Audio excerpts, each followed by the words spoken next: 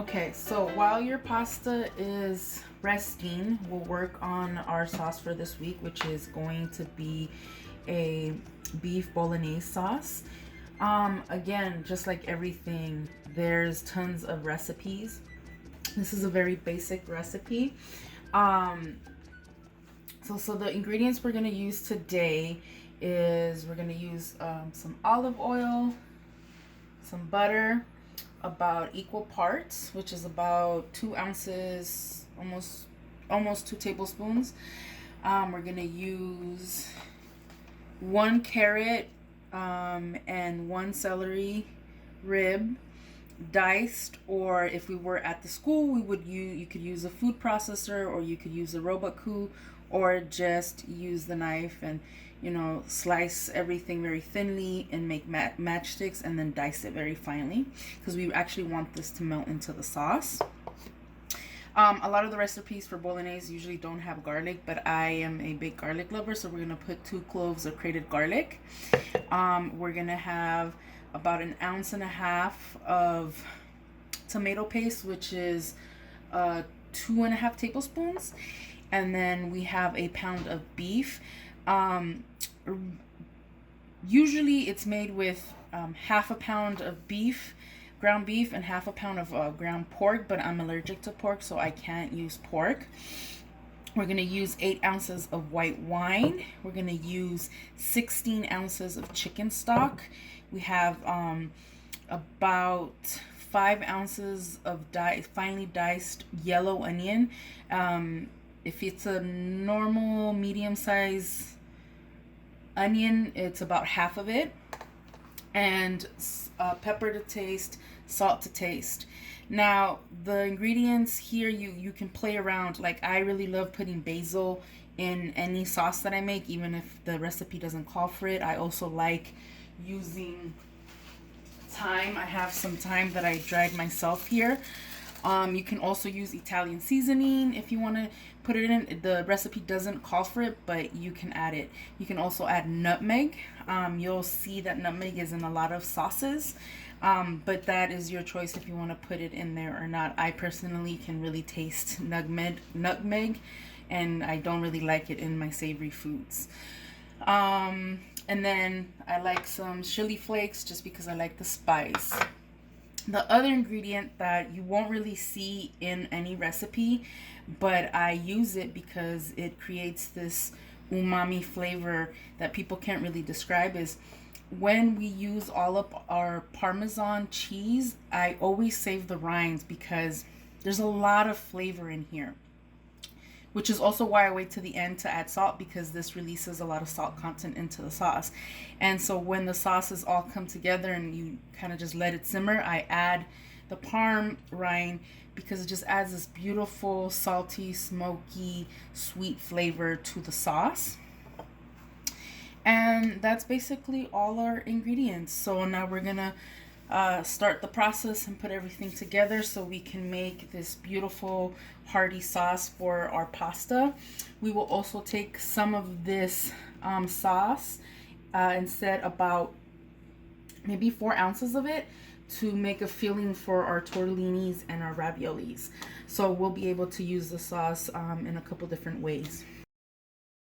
Okay, so we're gonna start our sauce by turning on the heat to about medium high.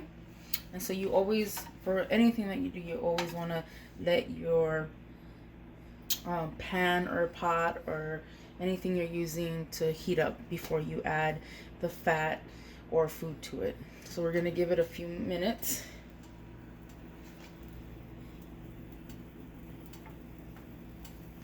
So the the pot's been on the stove for about a minute or so.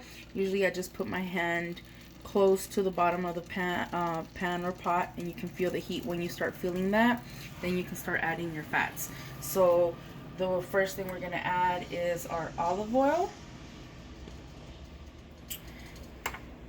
and our butter. Now you can also use pancetta or bacon. When I usually make the sauce, I'll use like a short rib, like a small piece of the short rib. and brown that meat, and it releases a lot of fat. So I'll usually use that, but I couldn't find any. But you guys could use some bacon in this process, and it definitely, you know, adds another level of flavor. So we're just gonna let that go for about another 20 seconds, and we're gonna basically saute our onions, celery, and carrot along with the garlic until it's really soft and see-through, transparent. And let that go.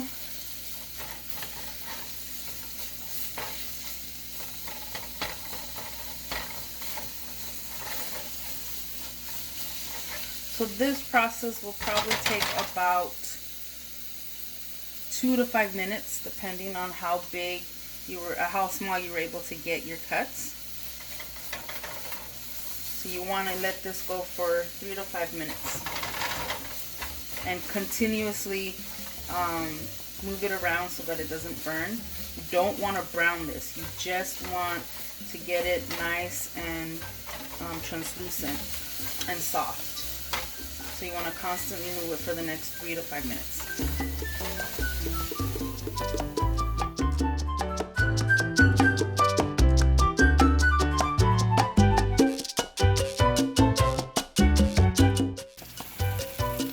Okay, so you can see that the onions are translucent and the veggies are super soft. So now we're going to our next step, which is we're going to grab the beef, and we're going to brown this for about 4 minutes, mixing it.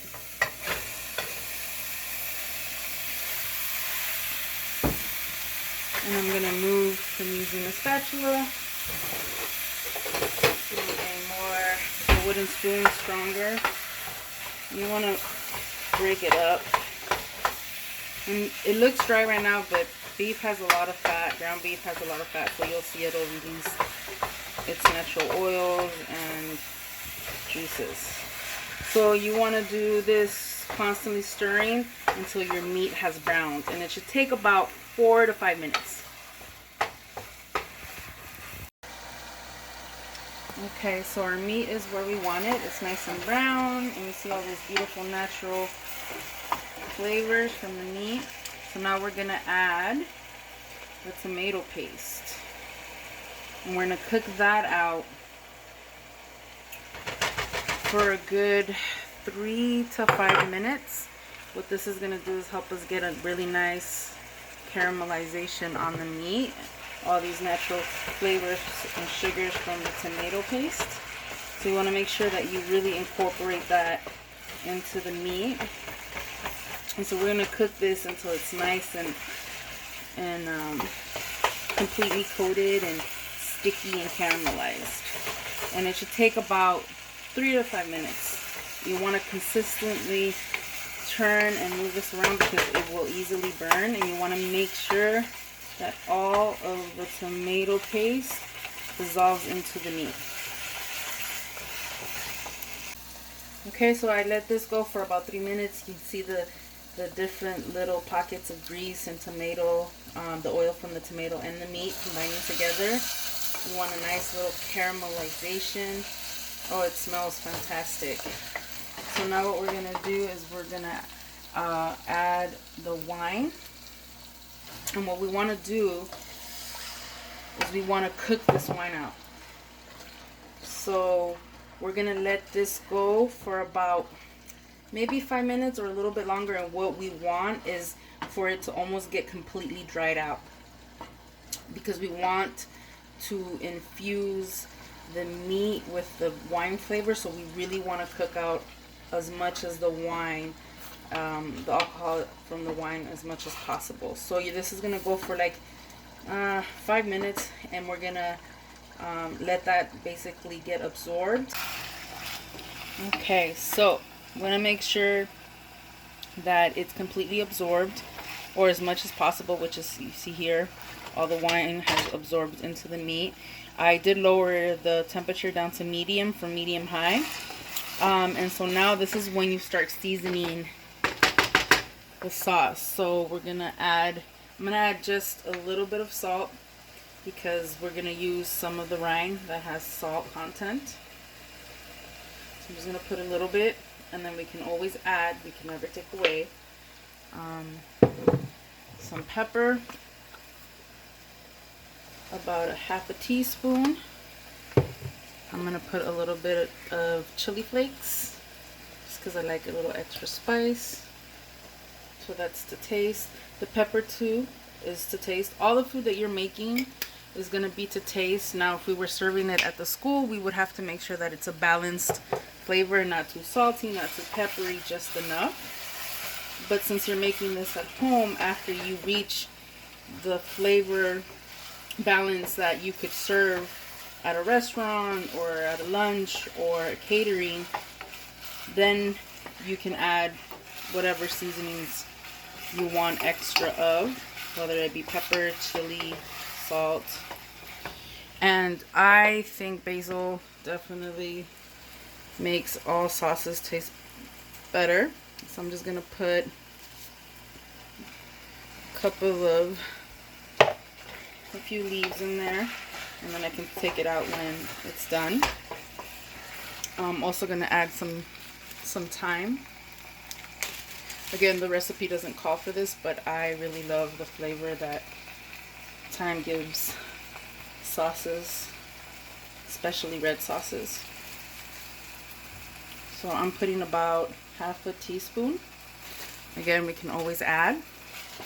And this is where we're gonna throw in our rinds to give the sauce a nice umami flavor, along with our 16 ounces of chicken stock. Mix that around, incorporate everything together.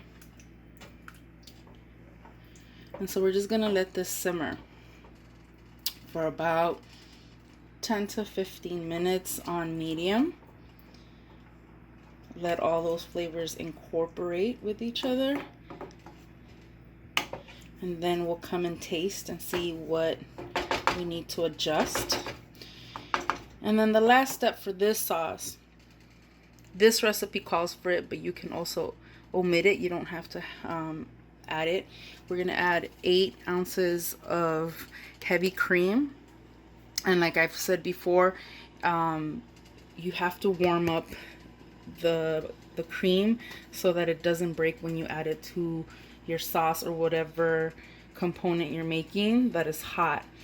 And the cream isn't added till you're ready to serve this sauce with whatever noodle you're choosing to use.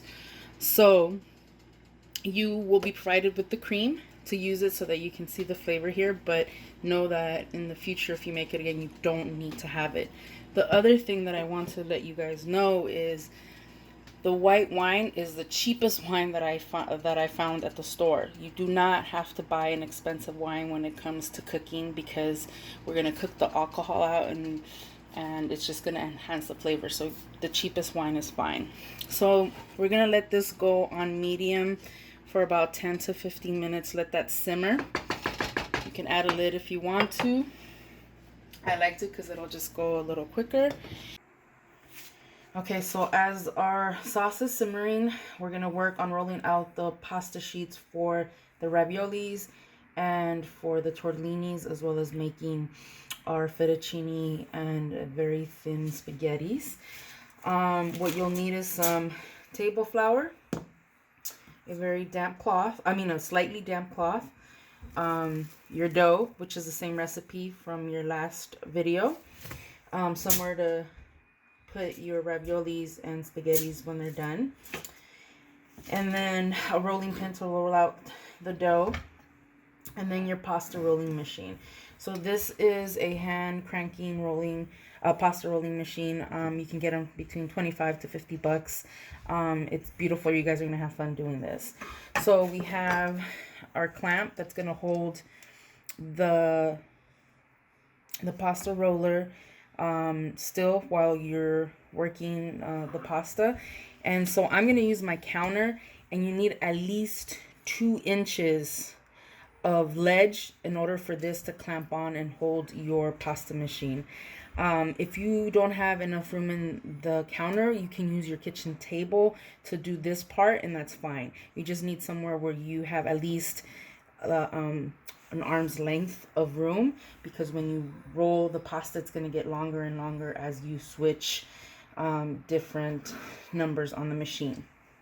So this is your base, and this is where you flatten out and roll out the pasta. You have your attachment. This one only comes with one attachment, but you can get other attachments for different cuts of noodles. And so you'll see you have these two little hinges that connect to these hinges here. You literally just slip it on, that simple. So when you're flattening your pasta, you're using this side. When you're cutting your noodles, you'll put this attachment and you'll use the crank, and you'll switch it from the rolling out the pasta to cutting your noodles. One really important thing that you need to know about this must never get washed. You can never put any water on this machine, because it will rust and water will get into the gears and it'll be over. You won't be able to use it. You'll have rust on your pasta. You don't want that. So get a very slightly damped cloth or napkin, and you're literally just going to, just slightly just get off the flour that is on there, and that's it. And then you put it away. The only thing you'll use this for is rolling out dough, and because the dough will have ample flour, then it won't get stuck, it won't get sticky, so no worries on that. Okay, so like I mentioned, you need 2 inches of ledge, so I actually had to take out my kitchen drawer out, and that's fine if you have to do that. Again, use the table if you don't have enough counter space. Okay, like I said earlier, the same pasta recipe that you used last week, and so I'm going to cut these into pieces so that, again, we can work a little bit easier. So to try to get the most even cuts is half, and then in half, and then just keep cutting pieces in half, and that's as even as you're going to get by eyeballing it. Also, when you knead your dough and you let it rest for an hour, make sure that there's enough flour on the plastic so that it doesn't stick. So we're going to take one piece out. I'm going to dust this a little bit, and I'm going to cover it. You don't want your dough to dry out. Make sure it's nice and covered. Okay.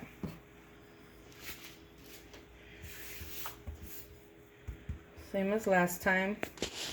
You want to roll out your pasta in the shape that you want it, and so I want a rectangle shape.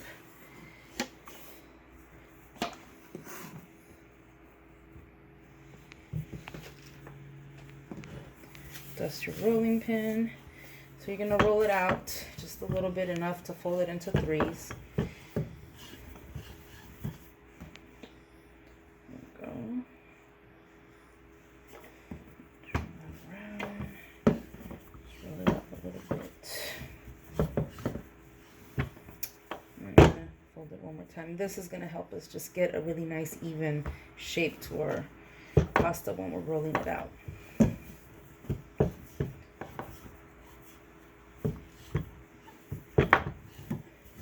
That's good. Sure. Okay, so when you're rolling out the pasta, no matter what thickness you're going to go to, you always start with the highest number. So this goes from 7 all the way down to 1. And usually what I like to do is roll it through each setting at least twice. Now, depending on what you're going to use, or what you're going to make. So if we're making lasagna, I want it a little thicker than if I was going to use sheets to make ravioli and tortellinis. So if I was using the dough to make lasagna, I would probably run it through each setting all the way down to maybe 3, because you still want a little thickness to it, because it's going to have to hold all the layers of the meat and cheese.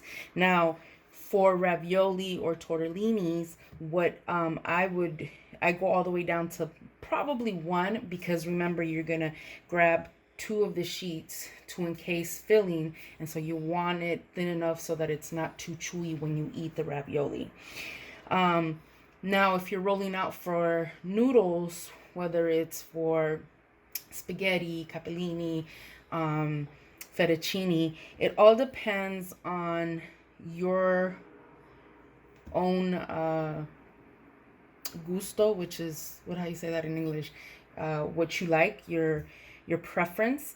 And so for me, I really like my noodles really thin, so I'll go thinner. With fettuccines, you can go a little bit thicker.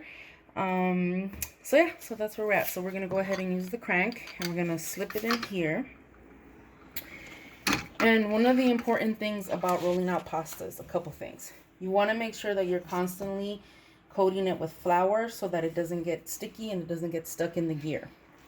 Second thing, you want to work carefully, but you also don't want to take too long, because your dough, as it gets thinner, it's going to start drying out. Now, you want a nice smooth sheet of pasta, and you want to make sure your edges are nice and smooth, which means that if they start cracking, that means that your dough is drying out and you need to move a little bit faster. So we're going to make sure, so we're going to start at 7.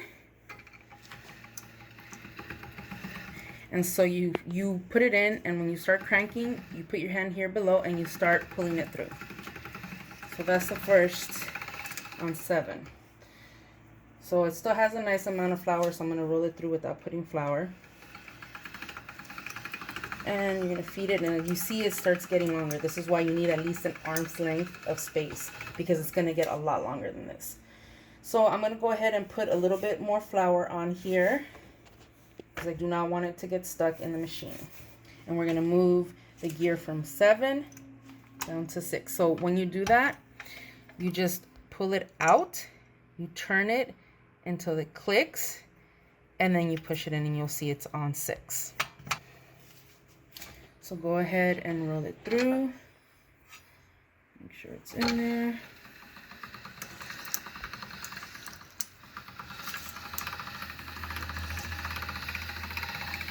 And you see it got a little bit longer. So we're going to go one more time.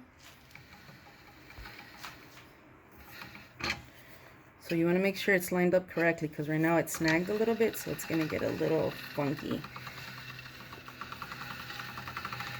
But we saved it, it's all good. Also in this process, and I'll teach you guys this a little bit later, but I just want you guys to get the technique of rolling out the pasta. What's really fun is that you can get pieces of like parsley or edible flowers, and you can put it in between the pasta and roll it out, and you'll start seeing the flour stretch out, and just, you know, makes really nice designs. Okay, so we just went through 6 twice, so now we're going to move it to 5, pull it out, and then you'll hear it click. So again, we're going to feed it through, start up here, pull it here, and you see it's getting longer and longer, thinner and thinner. Pretty awesome. So we're going to do it one more time.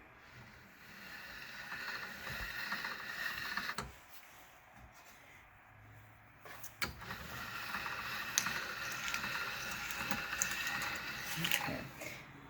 Quick tip. If when you go in to roll it out and it's not going in, try to flatten it a little bit, and that should it should take really easy. So now we're going to go from 5, pull it out, and down to 4. Let me dust this a little bit. Flour. This is so much easier than doing it by hand, so I'm sure you guys are gonna enjoy this part. Okay, pull that out. And you see each time it goes, it just gets longer and longer. I'm gonna go one more time.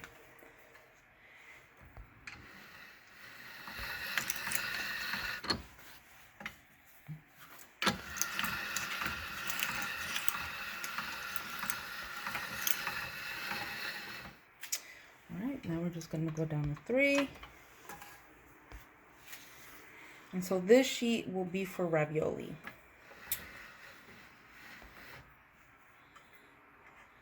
Make sure it's in the slot so it takes. So we're probably going to go all the way down to 1.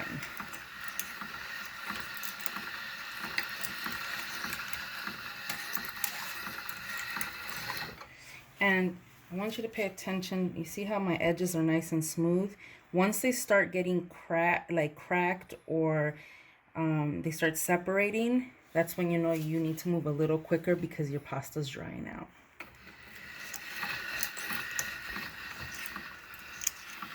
Starting to get really paper thin.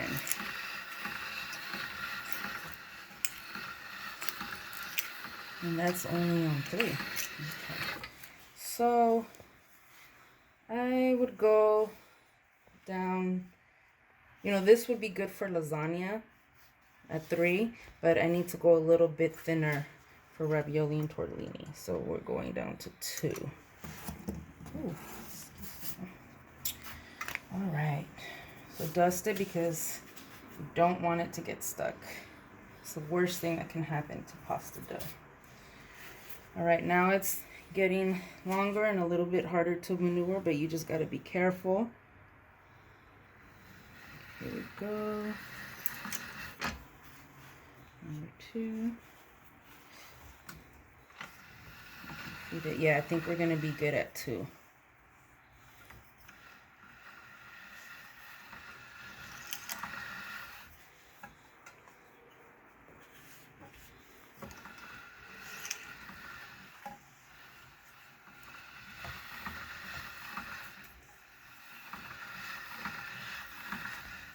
And so try to feed it in the middle. As you see, I didn't, and it starts folding on itself. So make sure you feed it right in the middle. So it feels good to me. So this is a nice thickness for ravioli and tortellini. So I'm gonna go ahead and cut this in half just so it's easier to work with. And so later in the video, you'll see how to make the ravioli. So what we're going to do right now is I'm going to even this out, cut it out as even as I possibly can. And I'm going to show you how to use the attachment to make the different cut noodles.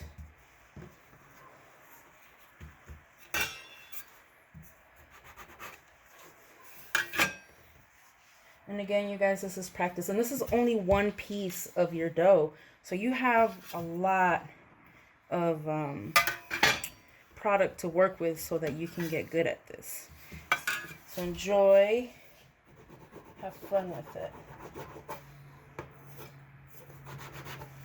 Okay, so what we're going to do now is add the attachment. So when I put down the base, I put it about, I don't know, I want to say like 6 inches away from the edge so that there was space for me to use the attachment and put it on. So again, the grooves, match them with the grooves on the back. And so you have 2 different cuts. So we'll see the 2 different cuts.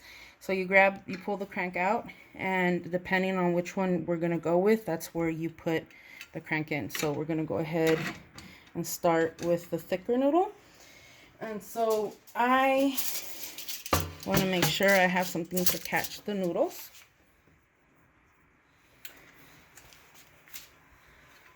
So the same thing, you want to make sure it's right on the edge so that when it catches the noodles, and you see they start coming out.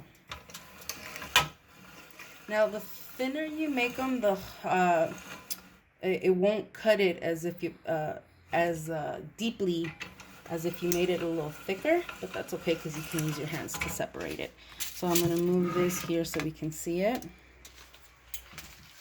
So this is a fettuccine cut, and you see I made all the little cuts. So you just separate them by hand carefully. I like really thin noodles, so this is why I'm gonna go ahead and keep it this thin. But you can go a little bit thicker, so you can stop at 3 or even at 4. And so you just separate them carefully. Oh, and these cook, when you make them really thin, they cook so fast. So, okay, so you have your noodles. Again, make sure they're nice and coated so that they don't stick to each other. So that's the thicker noodle, the fettuccine. So now we're going to go ahead and put the tray back here to catch the other noodles. Use our pasta. And you want to work fairly quickly because you don't want your pasta to dry out before you cut it up. So we're going to move the crank over to this one, and you'll feel the grooves. Really easy. Again, make sure it's in the feeder. So this is a lot thinner.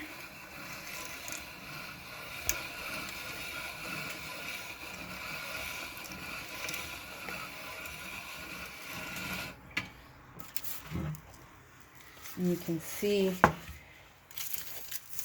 that it's a way thinner cut. And again, the same thing. Just use your hands to separate it. This is very delicate, so just be careful. You see how thin it came out. And again, this pasta machine only comes with one attachment, but if you were to invest in one, you can invest in one that has all the different attachments.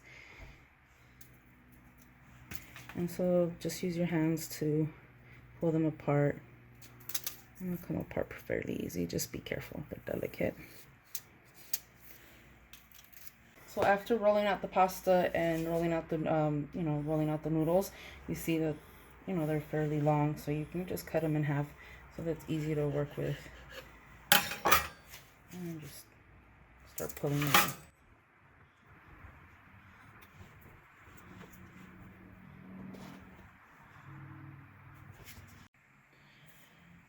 Okay, so after you separate your noodles, make sure, again, nicely dusted with flour.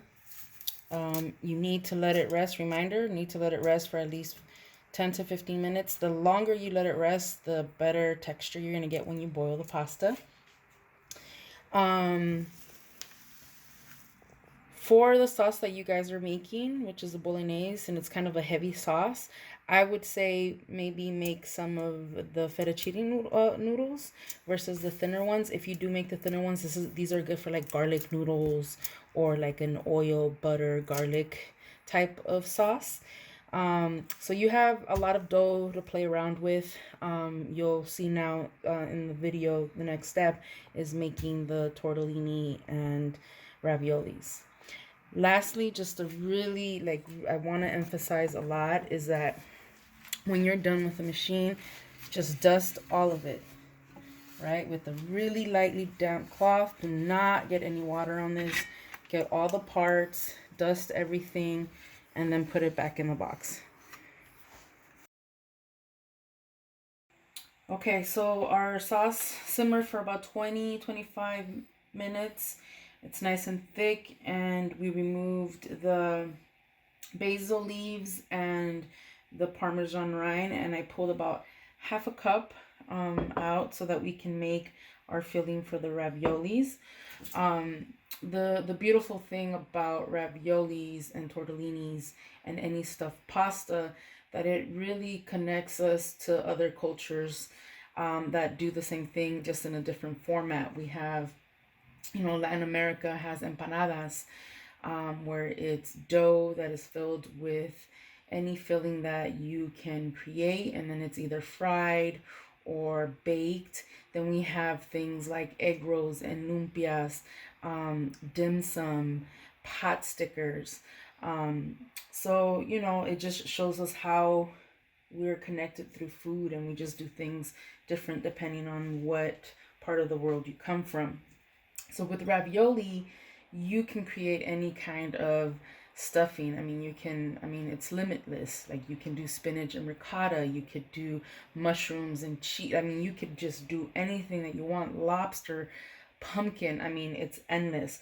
So what we're gonna do for the stuffing for this ravioli and tortellini that we're gonna learn right now is we're gonna use about half a cup of our sauce, and I'm gonna take about a tablespoon of mascarpone, and about 2 tablespoons worth of grated Parmesan. And I'm going to mix that together carefully. I did let the sauce cool down a bit, because you do not want to fill your raviolis while the sauce is still hot. It'll just make the dough flimsy. So you want to make sure that your dough is your filling is either room temperature or even cold. So we're just going to incorporate the mascarpone.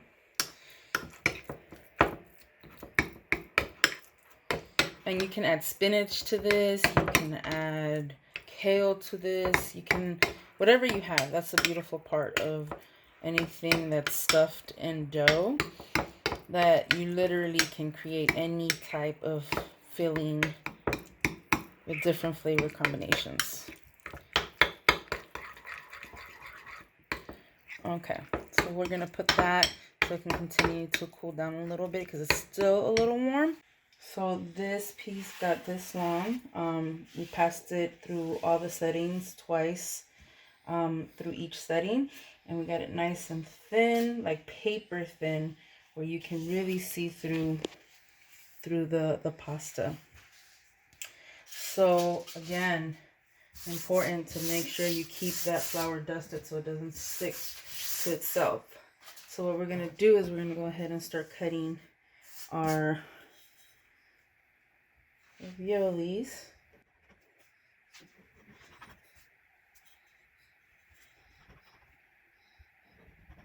And these are going to be medium size, small to medium size.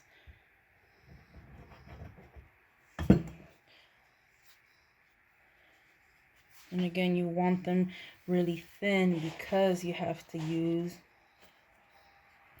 2 pieces so that you can encase the filling. It would be ideal to use a cookie cutter, but I don't have one, so we use what we have. I have a jar. So now we'll do a couple of the raviolis. These are small. This is a half a teaspoon measurement. So for raviolis, that's great. And so you grab some water. Some people use an egg wash. You can use an egg wash as well, but I use water. And just go around.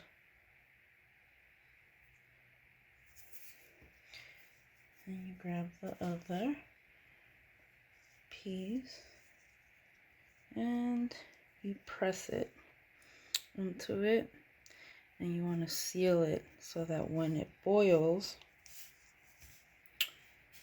the filling doesn't come out. And so let's grab, pinch it, and make sure you pinch it really good so that that filling stays in there. And this is why we had to make them paper thin, because you'll have 2 pieces of pasta and you don't want it to be chewy. Again, making sure that you flour your stuff. So we'll make a few of those. Be patient. If you feel that there's too much filling and it's hard to close, put a little less than half a teaspoon. The other piece that we will make is a small tortellini. So the same shape. You can make them triangle, but circle is a little bit easier to start learning. And you put it, so you want a little bit less than that. And so, again, water. seal it, and you're going to flip it over, almost like a little taco. And then you're going to bring the edges together and kind of like pinch them so that you have this little, almost like this little cup. And so the beautiful thing about the shape of this pasta, which is actually why I like using rigatoni with this sauce, is that it's a little cup, and so the little amounts of sauce will, you know, fill that in, and it just gets really delicious when you take a bite out of it. So, you know, practice, make as many as you can. It doesn't take a lot to fill these. Now you can use a bigger cutter for your pasta so that you can make bigger fillings. Oh, look at me forgetting the water. And I learned this method from an old lady a long time ago. I used to take care of her, and she taught me how to make this. So pinch it, and then bring the circles together and pinch those. And there you go. So the more you make them, the more you practice, the prettier they'll look. So please make, you know, a nice handful of the tortellini. I mean, enough to like make a, you know, a serving. Same thing with the raviolis. Please, oh, and dust these. Always dust your pasta. So make enough to make a serving. I would say more than probably like about 1.5 cups, 2 cups. With tortellini, with raviolis this big, like 8 to 10. And then you can eyeball it. I don't have my pastry cutter, but I'm gonna just eyeball it. Where, see, I'm gonna make a couple huge raviolis here, and I'm gonna need a bigger spoon. So the reason why I like the pastry cutter is because it leaves really nice edges. So we're gonna make 2 big raviolis here.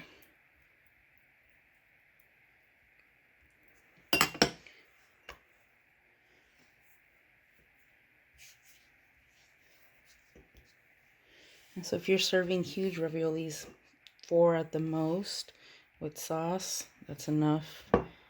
It's perfect.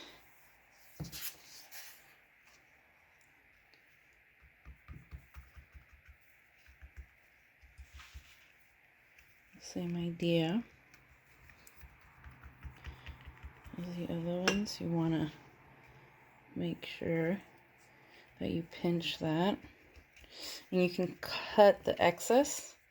But first, make sure that you have, you know, nice shape to your raviolis. Okay.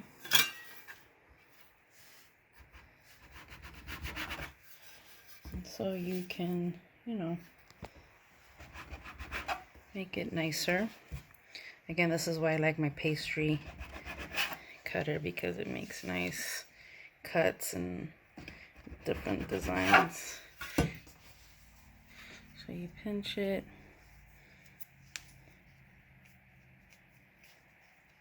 Really close to the filling so that it seals. Because there's nothing worse than boiling a ravioli and all the filling coming out. Again, dust. So similar to the pasta that you guys made last week, you have to let these set rest for 10 to 15 minutes. By rolling it and working the dough, you've activated the gluten in the dough, and so it'll get really you know, really stiff, and you'll have a really chewy pasta. So you want to let it rest. Really cool way of cooking raviolis, which I really enjoy. I don't do it all the time because it's a little gluttonous, but you can totally boil them. But the other thing is you can actually lightly fry them, and they taste super delicious. You pan fry them, shallow fry, and then you serve it up with sauce, and the texture is just amazing. So yeah, so those are the different ways that you can cook this. So we're gonna go ahead and make more, and then we will serve up our plates of pasta with our sauce. So I have a heated pan here on like medium high, no, a little bit more than medium high. And put a little bit of oil in here so that we can fry our ravioli. I'm gonna let this warm up right quick, about, I don't know, 30-40 seconds. Because we want it to be nice and hot so that when it goes in there.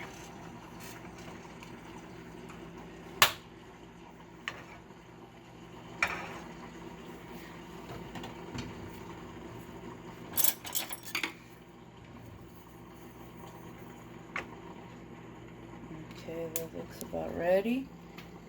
It's bubbling. A few more seconds. Okay, so I'm just gonna throw it in there.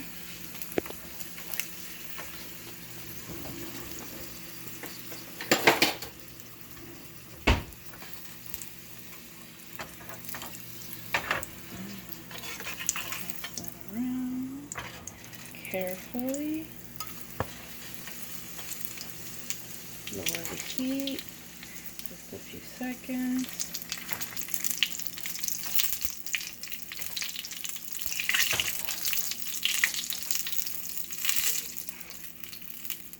That should be enough.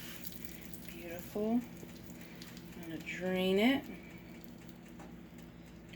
And then I'm going to go ahead and plate it because it's not a deep fry, so we don't need to let the oil. I'm going to get a little bit of the sauce.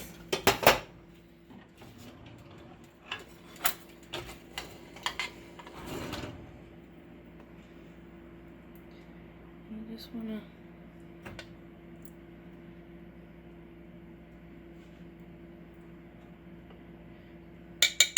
oh, it tastes so delicious, crunchy, that texture. I mean, who doesn't like fried dough?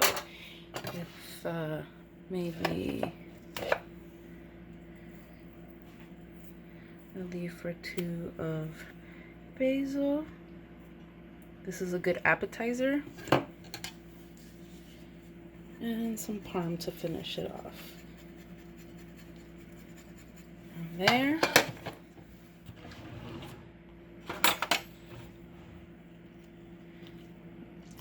Break that open and just nothing but yumminess.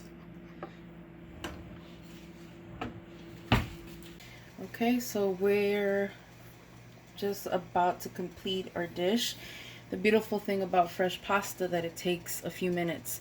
This is a thicker noodle, so I would say about anywhere between 3 minutes, 3.5 minutes. So we're gonna go ahead and put that in there, some boiling water, and we're just reheating our sauce, our Bolognese sauce, so that we can add the cream and then toss it in with our pasta. So now that our pasta is in there cooking, we're gonna add this cream that's been sitting out so it's room temperature, so I don't have to heat it up.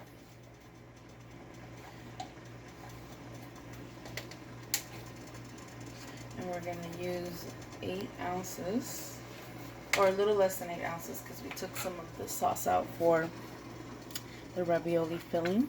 So we're just going to throw in about 6 ounces. And we're going to let that heat up. We're not going to let it boil.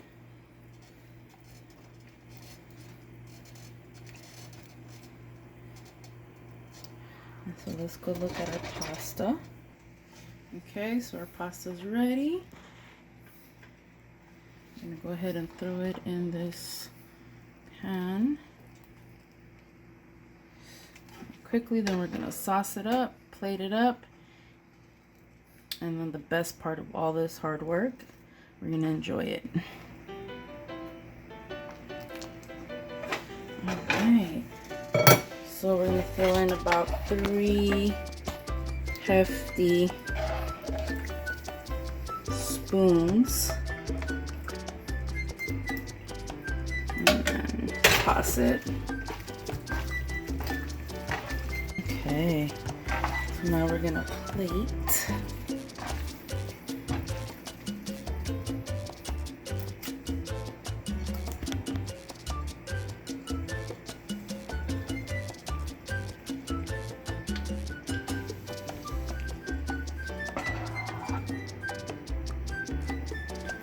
And we'll clean the plate off. These aren't the regular tongs that I'm used to, but it'll do. And then we can throw in a little extra sauce at the end. More meat than sauce.